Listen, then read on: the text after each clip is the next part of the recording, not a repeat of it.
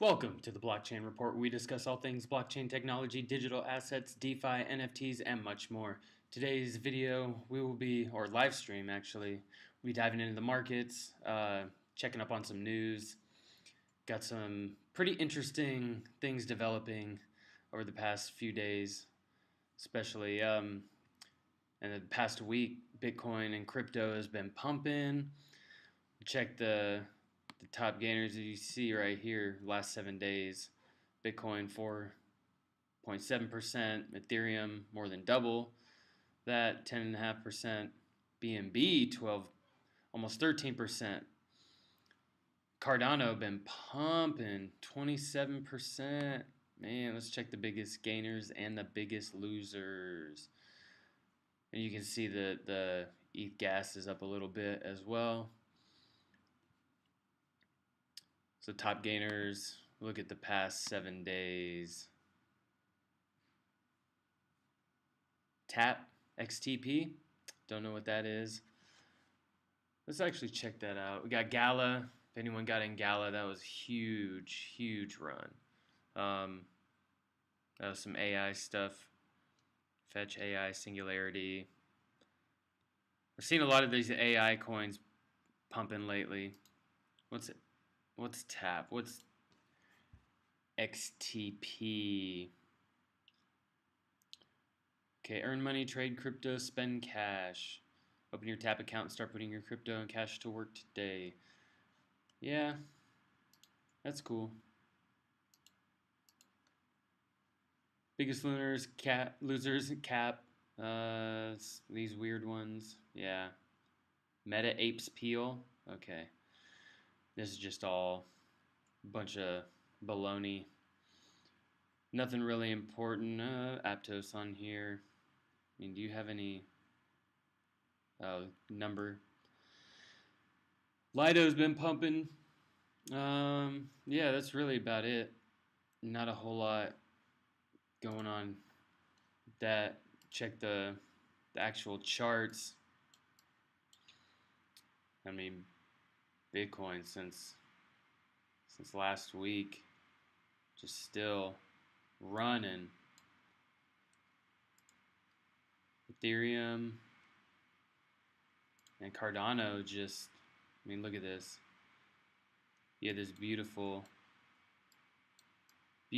bullish divergence right here. Get lows, lower lows.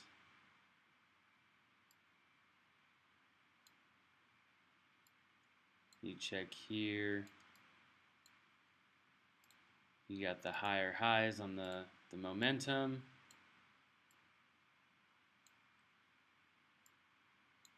You get that momentum swinging up when you're dropping down more like that.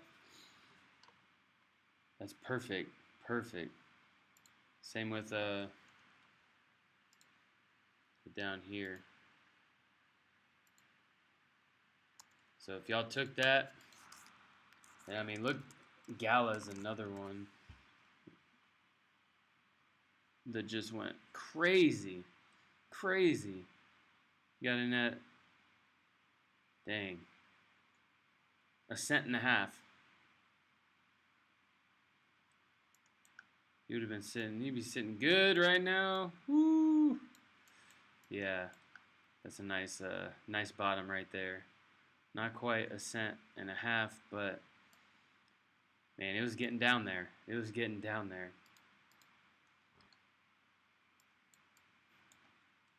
But yeah, going for a long right now could be more risky because you already got this.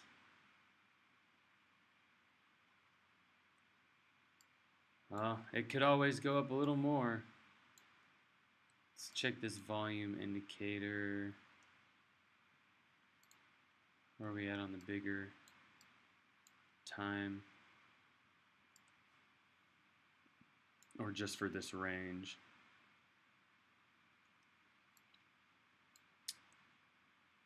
Yeah.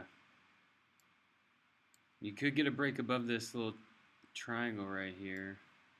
I mean, that's where that was sitting before. So you got a pretty decent chance of breaking above this. Although you did come below this little guy just a little bit. But I guess we're going to make this right here. So, yeah, nice little run up for Bitcoin and alts. Not so much HNT. HNT just dog. Solana been pumping. Yeah, congrats to all who have been making some bread out there. I got stopped out of my short and didn't want to go long because don't like to go long in between zones or switch positions in between zones. So yeah, I got stopped out like right here, and definitely not the best to just jump back in the motions. So I'm holding off. I'd like to see a little bit a pullback and retrace to this POC. Bitcoin too. If we hit 18K, that'd be nice. Get a little pullback, bounce off this trend line, break above and bounce. See if we can hold and rip back up. That would be the move. Although you still got some room to go on this momentum indicator, so keep your stops tight. That's all I gotta say. But we'll jump into some news. Got some wild stuff. The battle of the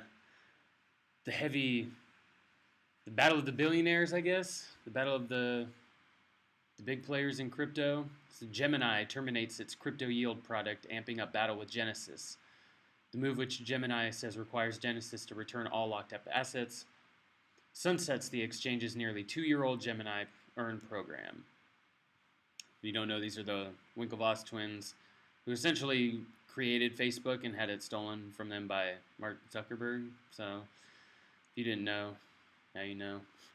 But the Winklevoss twins' crypto exchange Gemini escalated its dispute with DCG, or Digital Currency Group's Genesis Global Trading, its partner on a crypto lending product, pitched to smaller investors by terminating a key aspect of their relationship.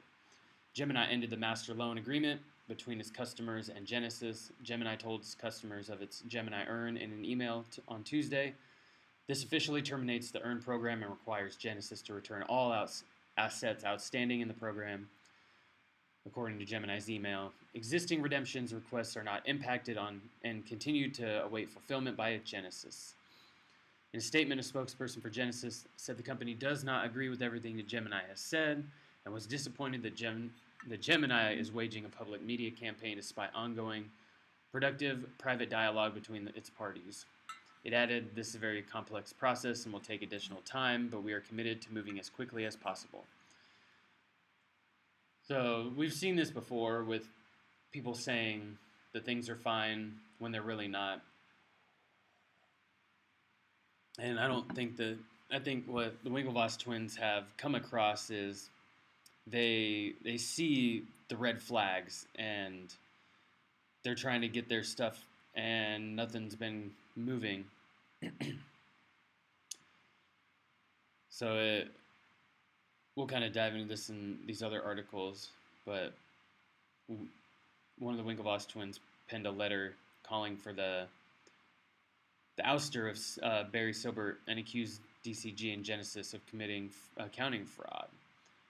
The fraud allegation reappeared in a claim Gemini filed in court on the same day in response to class action lawsuit put forward by Gemini Earn customers. The next article, it talks about Barry Silbert in his letter to shareholders.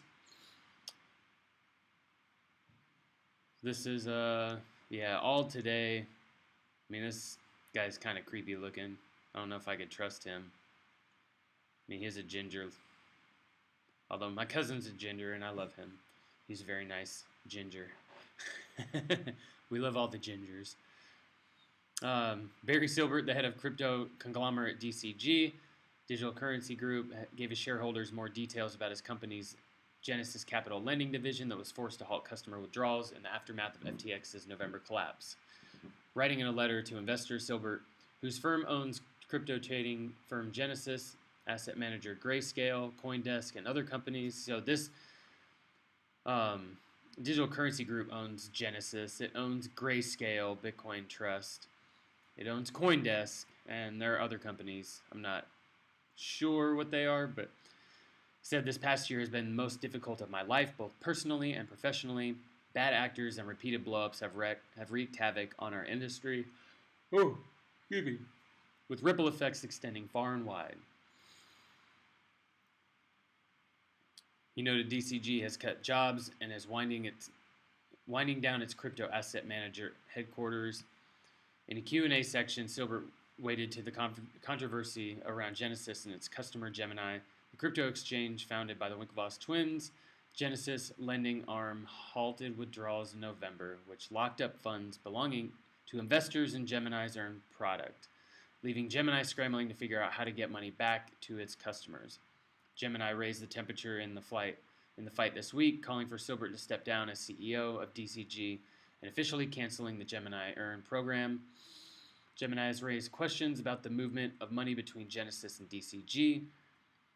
In his letter Tuesday, Silbert said DCG had borrowed from Genesis Capital, but these loans were always structured on an arm's length basis and were predicted at prevailing market interest rates, or priced at prevailing market interest rates. Silbert said DCG has a $1.1 billion promissory note maturing in 2032 with Genesis Capital, which arose from DCG assuming its subsidiary's bankruptcy claim against crypto hedge fund Three Arrows Capital. So as for DCG's role in Genesis Capital attempting a restructure, Silbert said because of the outstanding loans and the promissory note the DCG owes to Genesis, including those on Genesis board, and DCG executives have no decision-making authority related to any restructuring of Genesis Capital. And so, yeah, and it's just a big mess. It's just a big mess. Posturing and just not being, I don't know who's being truthful here. But, this is Winklevoss saying there's no path forward as long as Barry Silbert remains CEO of Digital Currency Group. And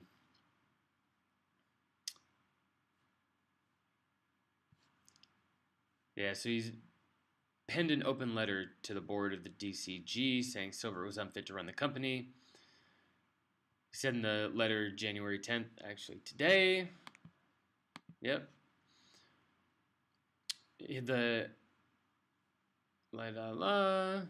saying that he had defrauded more than 340,000 users who were a part of Gemini's Earn program.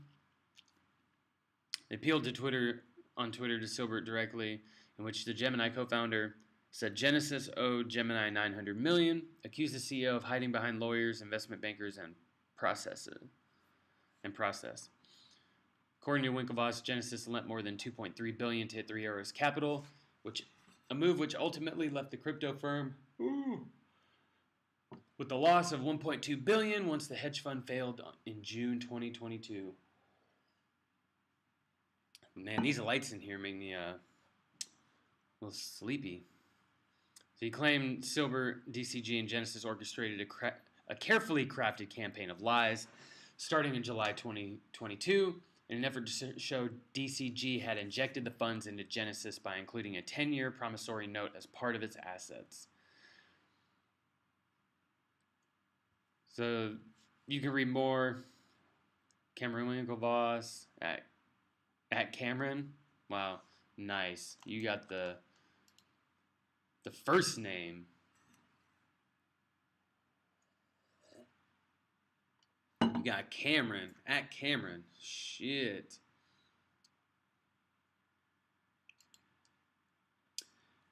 Yeah, so it says these misrepresentations were a sleight of hand designed to make it appear as if Genesis was solvent and able to meet its obligations to lenders without DCG actually committing to the financial support necessary to make this true. Ooh.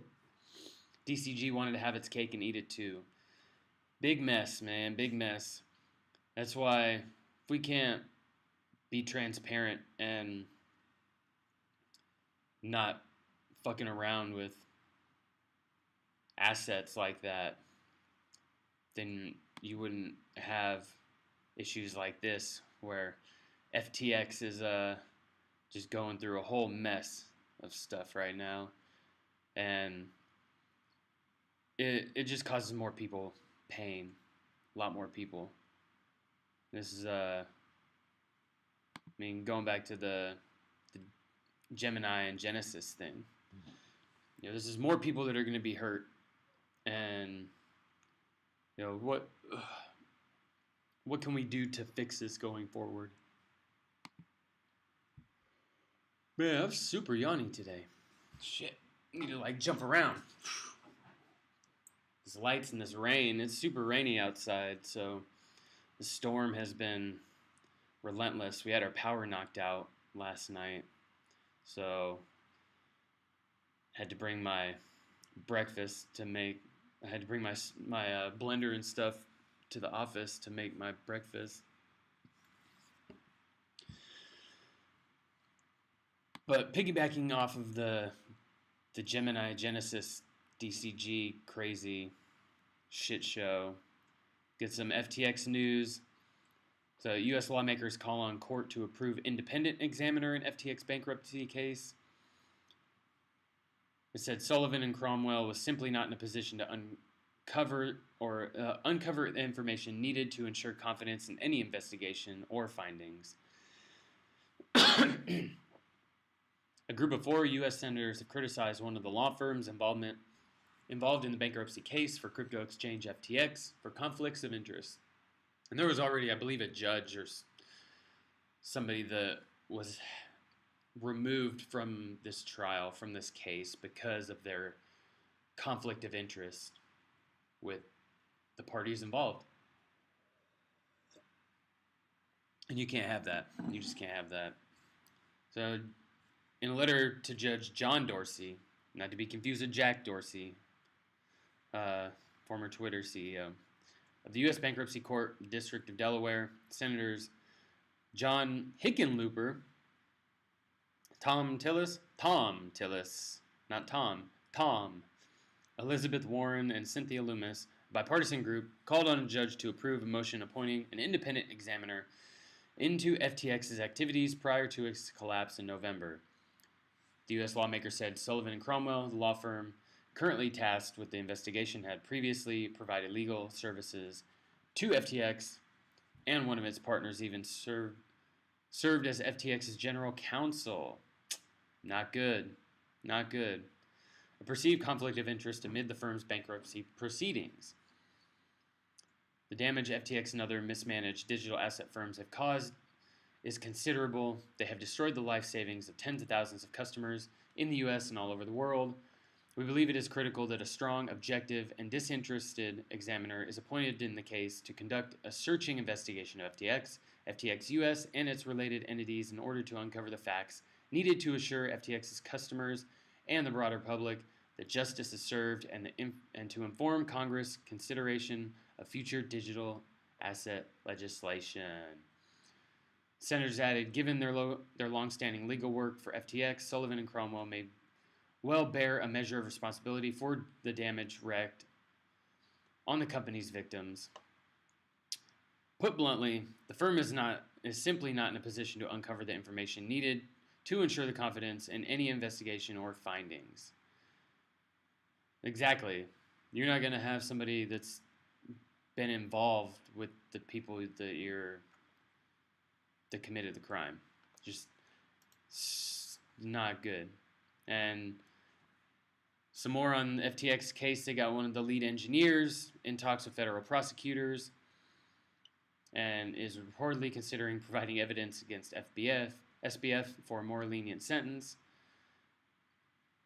And this is just, more and more people. So you got the exchange's former engineering chief Nishad Singh, followed by former FTX and Alameda Research executives Gary Wang, Caroline Ellison, and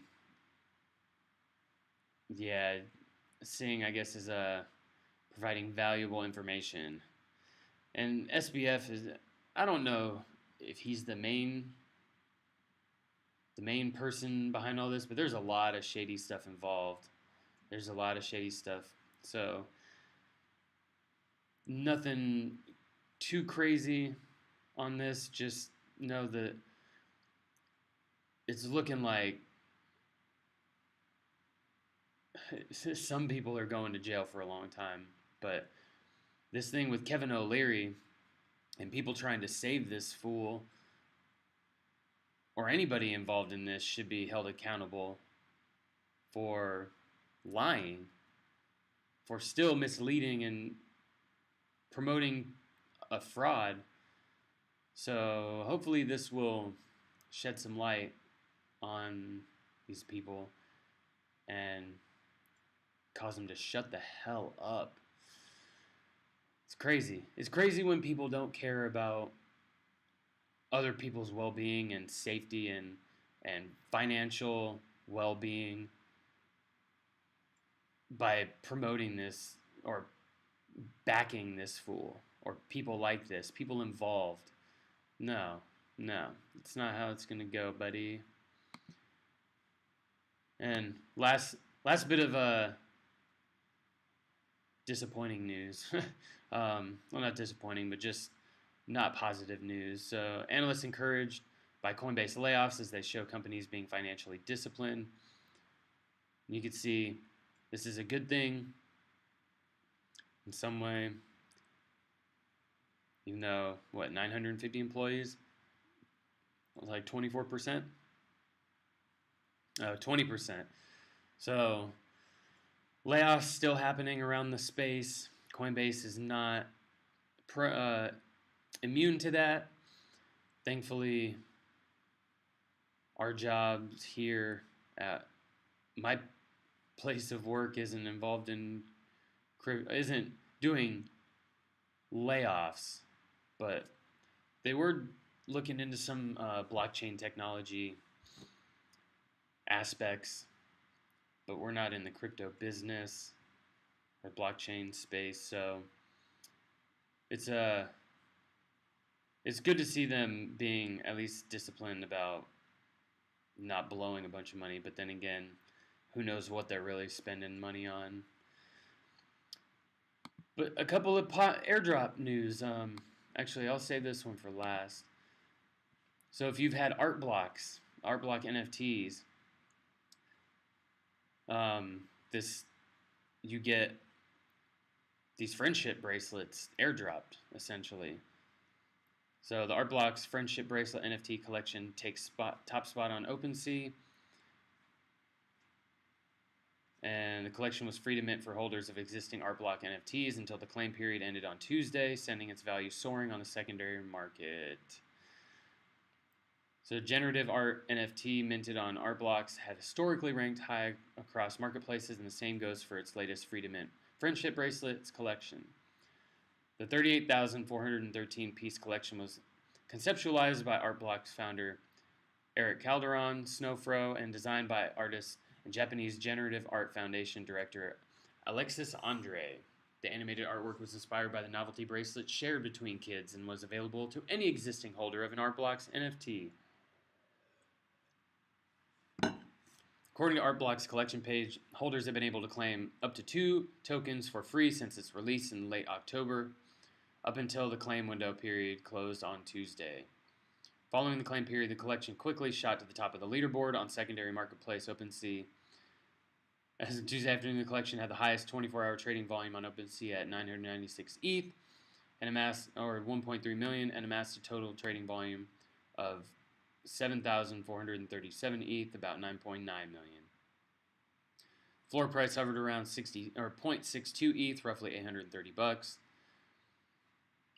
And Art Blocks, an art collective that facilitates the minting of generative art NFTs, is home to popular collections such as Tyler Hobbs' Fidenza, Emily Z's Memories of Chilean. Let's check some of these out.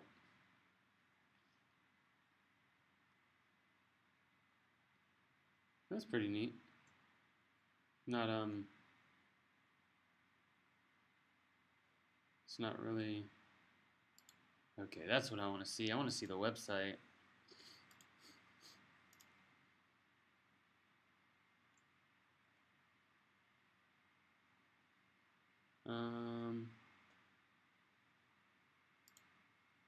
Okay, these are the fidenzas. Oh yeah, I remember these. They're neat. Just not, yeah, that's cool. But yeah, if you got one of these, if you have some art blocks and you got one, awesome for you, man. Awesome for you. It's pretty cool. Now the biggest airdrop. After 2 years, the Flare token airdrop has been airdropped to XRP holders. And the price plummets. The airdrop was long awaited by the XRP community, with the project aiming to become a smart contract protocol that uses XRP Ledger. So after a nearly 2-year wait, the Flare's FLR tokens were finally distributed to XRP holders starting Monday night in an event that generated a massive amount of chatter among community members. The tokens were dumped almost immediately by recipients. I started watching a little bit of this, but I wasn't really interested. But more than 4.28 billion Flare tokens were shared and distributed to XRP holders who held at least one token during the snapshot in December 2020. The airdrop was conducted on a 1-to-1 basis, meaning for one Flare for every XRP held. The airdrop tokens now represent 15% of the project's total supply, with the remaining scheduled to be distributed over the next 3 years. Flare holders will be able to vote for their way the future airdrop is distributed on Flare's governance forums, alongside proposing other changes to the project. Tokens were priced at 5 cents amid low liquidity on MEXC Global Exchange before tripling to 15 cents as exchanges such as OKX and Kraken joined in and liquidity increased. CoinGecko data shows, actually, the price slumped to as low as 2 cents and was quoted recently at 4 cents on CoinGecko. The tokens amassed 34 million in trading volume as of 10:30 UTC on Tuesday. So Flare, initially aimed to become the decentralized finance application that used XRP tokens, has gradually made a transition to a Layer 1 blockchain and Oracle provider. Layer 1 refers to the base blockchains, such as Ethereum or Solana, while oracles are third-party services that fetch data from outside a blockchain to within. So while the token is new, the Flare network was already functioning and handled more than 268 million requests for data and transactions over the past week. And a lot of these networks will be up and running before they have a token launch. You look at Optimism, look at Aptos, and Arbitrum's going to have a token as well, and that's already up and running. Sei and Su, SEI and SUI, they both are supposedly will have tokens, but we'll see. We'll see. So this is pretty exciting. I haven't got mine yet. They're not 100% done with the airdrop, but there was a lot of confusion on how to claim it. So I hope I get it to the right address. I have to go check my ledger tonight, actually, because I think I moved some stuff on there and had to set it up through the ledger somehow. I don't know. But anyways, that's really all I have for today. We got Bitcoin pumping, just going. Look at that. We are not quite blast off. I mean, we're still in this range from the FTX collapse. Check my, yeah, Cardano. I'm gonna add Gala back on here, because Gala, beautiful. But yeah, stay safe out there. Stay green. Keep your stops tight. Don't over leverage yourself. Yeah, and just stay smart out there. Don't jump in anything crazy emotions. And we've been pumping pretty good for about a week, but you look at this, we're still in this long-term crazy. Oh, could this have been the bottom? 16K. Dun dun dun dun dun. I personally don't think so, because we still got to come back and retest this. Yeah, got to have a retest of that previous support. Oh, and my beautiful girlfriend is calling me. So, with that being said, this is the Blockchain Report.